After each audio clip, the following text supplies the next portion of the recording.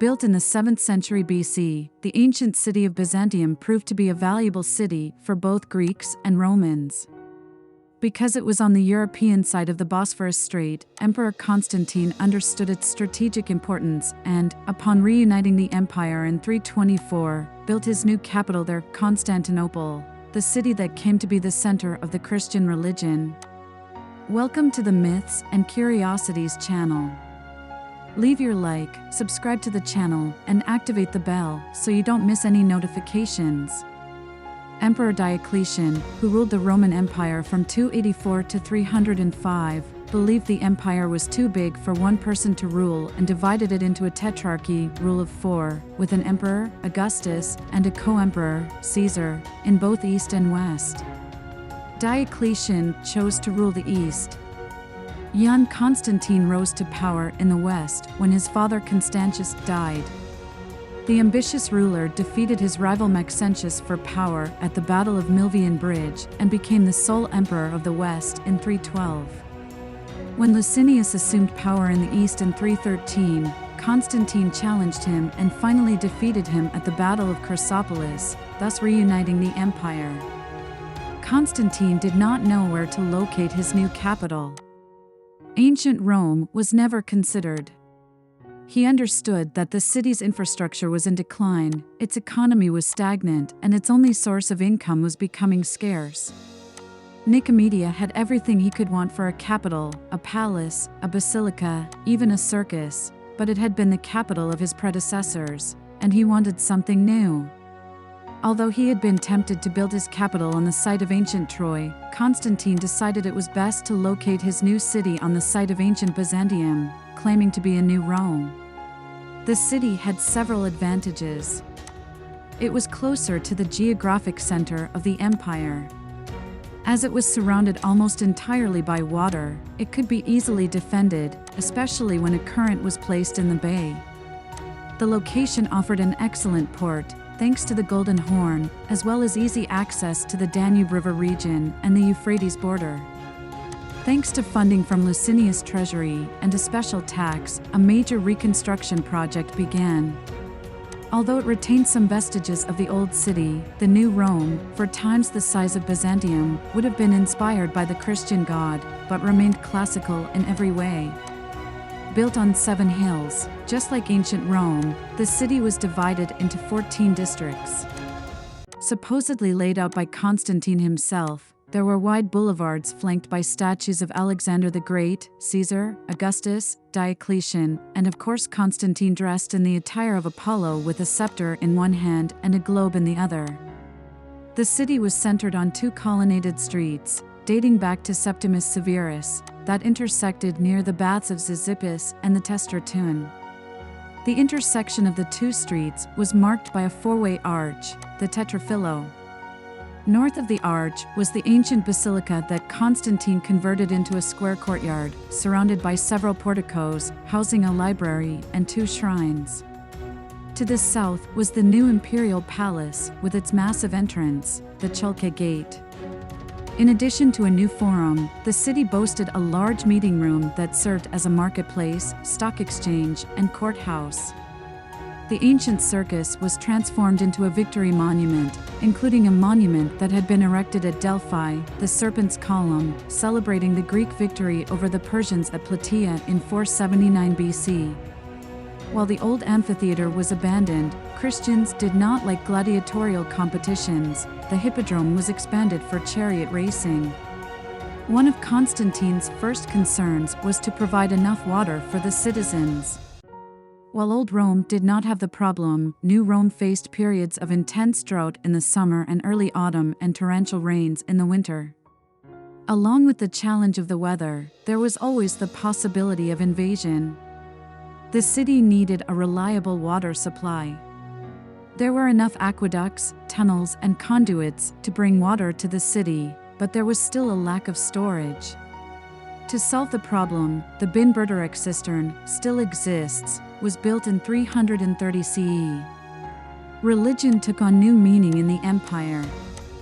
Although Constantine openly supported Christianity, his mother was one. Historians doubt whether or not he actually became a Christian, waiting until his deathbed to convert.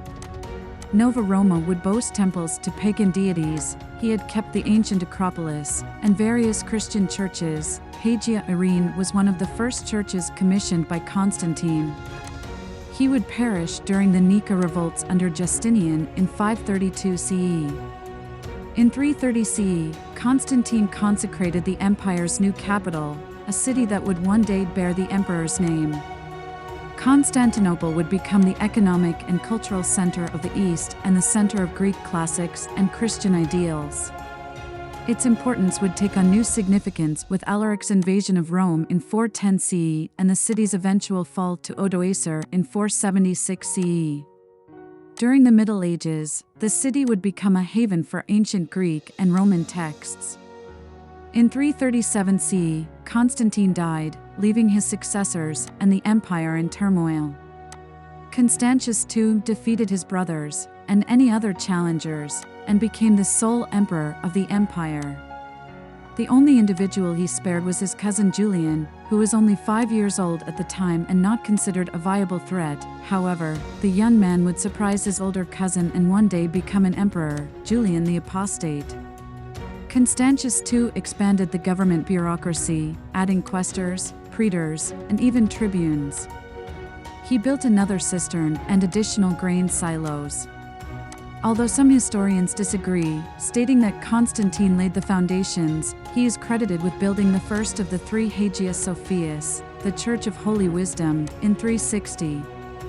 The church would be destroyed by fire in 404, rebuilt by Theodosius II, destroyed and rebuilt again under Justinian in 532. A convert to Arianism, the death of Constantius II would jeopardize the already tenuous status of Christianity in the empire. His successor, Julian the Apostate, a student of Greek and Roman philosophy and culture, and the first emperor born in Constantinople, would become the last pagan emperor. Although Constantinus found him weak and unthreatening, Julian became a brilliant commander, earning the support and respect of the army, easily assuming power after the emperor's death. Although he tried to erase all aspects of Christianity in the empire, he failed. After his death fighting the Persians in 363, the empire was divided between two brothers, Valentinian I, who died in 375, and Valens. Valentinian, the more capable of the two, ruled the west, while Brave, the weaker and short-sighted, ruled the east. Valens' only contribution to the city and empire was to add several aqueducts, but in his attempt to reinforce the empire's frontier, he allowed the Visigoths to settle there. He would lose a decisive battle and his life at Adrianople in 378. After Valens' embarrassing defeat, the Visigoths believed Constantinople to be vulnerable and attempted to scale the city walls, but failed. Valens' successor was Theodosius the Great, 379 to 395. In response to Julian, he outlawed paganism and made Christianity the official religion of the empire in 391. He convened the Second Ecumenical Council, reaffirming the Nicene Creed, written under the reign of Constantine. As the last emperor to rule both East and West, he ended Rome's Vestal Virgins, banned the Olympic Games, and rejected the Oracle of Delphi, which had existed long before the time of Alexander the Great. His grandson Theodosius II, 408 to 450 CE, rebuilt Hagia Sophia after it was burned, established a university and, fearing a barbarian threat, expanded the city walls in 413. The new walls would be 12 meters high and 4 meters thick. Several weak emperors followed Theodosius II until Justinian, 527 to 565, the creator of the Justinian Code, came to power. By this time, the city boasted over 300,000 inhabitants. How Emperor Justinian instituted a series of administrative reforms, strengthening control of provinces and tax collection. He built a new cistern, a new palace, and a new Hagia Sophia and Hagia Irene, both of which were destroyed during the Nika revolt of 532. His most gifted advisor and intellectual equal was his wife Theodora, the daughter of a bear trainer at the Hippodrome. She is credited with influencing many imperial reforms, expanding women's divorce rights, closing all brothels, and creating convents. One of the darkest moments during his reign was the Nika Revolt. It started as a riot at the racecourse between two factions of the sport, the Blues and the Greens. Both were angry with Justinian for some of his recent political decisions and openly opposed his appearance at the games. The riot spread to the streets where looting and fire broke out. The main gate of the imperial palace, the Senate House, public baths, and many residential houses and palaces were destroyed. Although initially opting to flee the city, Justinian was convinced by his wife to stay and fight. 30,000 would die as a result. When the smoke cleared, the emperor saw an opportunity to clean up remnants of the past and make the city a center of civilization. 40 days later, Justinian began the construction of a new church, a new Hagia Sophia. No expense was spared. He wanted the new church to be built on a grand scale, a church that no one would dare to destroy.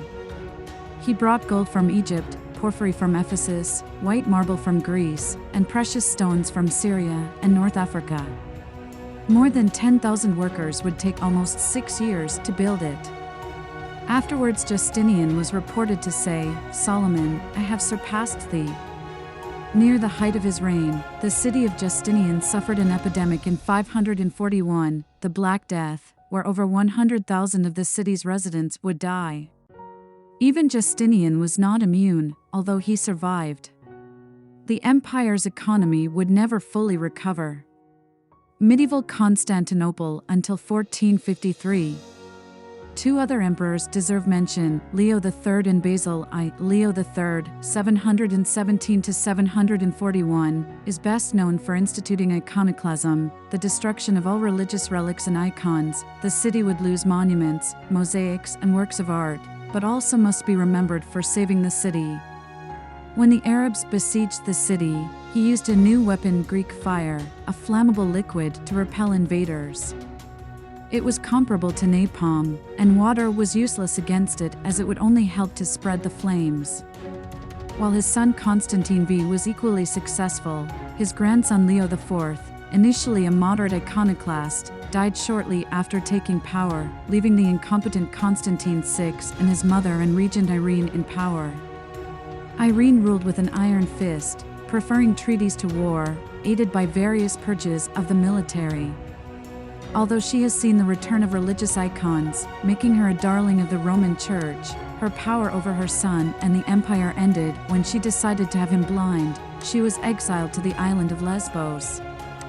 Basil I, 867–886, the Macedonian, although he never set foot in Macedonia, saw a city in an empire that had fallen into disuse and began a massive rebuilding program. Stone replaced wood, mosaics were restored, churches as well as a new imperial palace were built, and, ultimately, considerable lost territory was regained. Much of the rebuilding, however, was lost during the Fourth Crusade, 1202–1204, when the city was sacked and burned, not by Muslims, but by Christians who were initially called upon to repel the invaders, but ransacked the city. Crusaders roamed the city, tombs were vandalized, churches desecrated, and Justinian's sarcophagus was opened and his body thrown aside. The city and empire never recovered from the Crusades, leaving them vulnerable to the Ottoman Turks in 1453. Tell me in the comments what you think. And if you haven't subscribed yet, enjoy it now, subscribe to the channel and leave your like. See you in the next video.